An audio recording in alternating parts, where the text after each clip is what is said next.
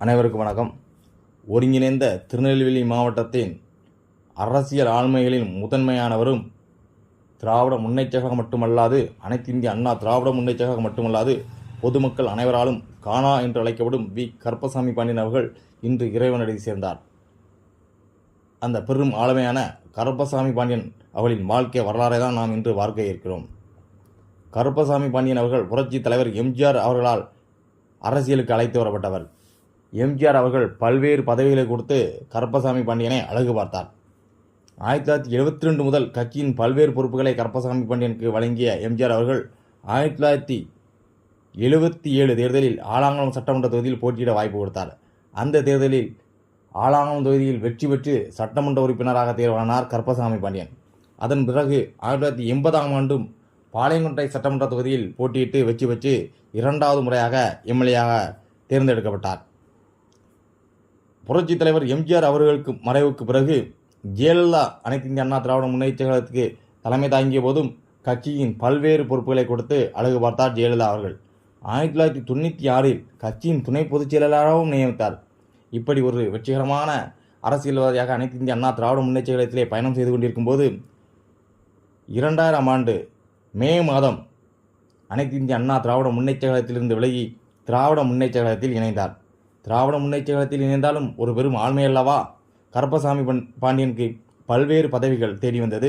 ஒருங்கிணைந்த திருநெல்வேலி மாவட்டத்தின் மாவட்ட செயலாளராகவும் திமுகவில் இருந்தார். 2006 சட்டமன்ற தேர்தலில் திராவிட முன்னேற்றக் கழகம் சார்பாக தென்காசி தொகுதியில் போட்டியிட்டு வெற்றி பெற்றார். வெற்றி பெற்ற பிறகு கருப்பசாமி பாண்டியன் அமைச்சராவார் என்ற பேச்சு திருநெல்வேலி மாவட்டம் மட்டுமல்லாது தமிழகமெங்கும் இருந்தது. ஆனால் அவர் அமைச்சராகவில்லை.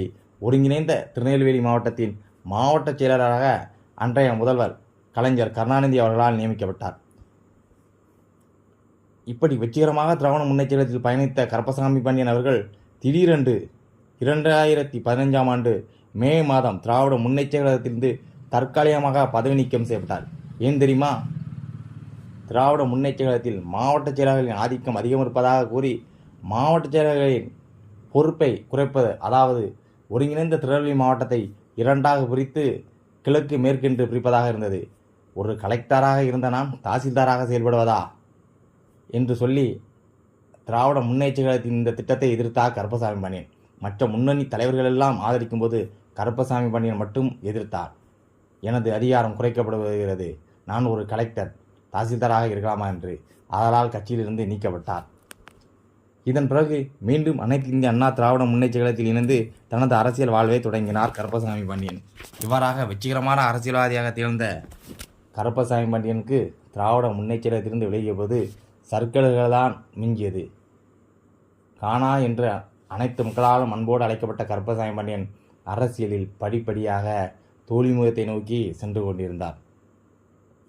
2016 மீண்டும் ஜெயலலிதா முன்னிலையில் அனைத்து இந்திய அண்ணா திராவிட முன்னேற்றக் கழகத்தில் இணைந்து அரசியலில் பயணம் செய்தாலும் புரட்சித் தலைவர் ஜெயலலிதா காலத்தில், புரட்சி தலைவி ஜெயலலிதா காலத்தில், கலைஞர் மு. கருணாநிதி காலத்தில் ஜொலித்த காணா என்ற வி. கருப்பசாமி பாண்டியன் அவர்களால் அதன் பிறகு அரசியலில் பெருமளவு ஜொலிக்க முடியவில்லை.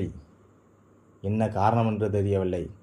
ஒரு பெரும் ஆளுமை, ஒரு அமைச்சராக வர வேண்டியவர், புரட்சி தலைவரின் வலதுகரமாக இருந்தவர், புரட்சி தலைவியின் வலதுகரமாக இருந்தவர்.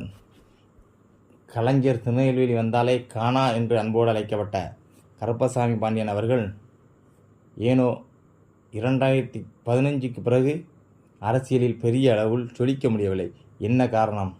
இன்றைக்கு திராவிட முன்னேற்றக் கழகத்தில் இருக்கக்கூடிய பொன்முடி ஆகட்டும், துரைமுருகன் ஆகட்டும், ஏவே வேலு ஆகட்டும், அவர்களின் மாவட்ட செயலாளர் பொறுப்பெல்லாம் குறைத்து மாவட்டங்கள் இரண்டாக பிரிக்கப்படும் போதும் அமைதியாக அந்த கட்சியிலே தொடர்ந்தார்கள். இன்று வெற்றிகரமான அமைச்சர்களாக இருக்கிறார்கள்.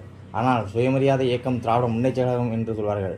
அப்படிப்பட்ட இயக்கத்தில் சுயமரியாதையாக எழுந்து எனது அதிகாரம் குறைக்கப்பட்டால் நான் ஒரு கலெக்டர் போல் செயல்படுகிறேன், தாசில்தாராக இருக்க மாட்டேன் என்று சொன்ன சுயமரியாதைக்காரர் கருப்பசாமி பாண்டியன் அரசியலில் வீழ்த்தப்பட்டார்.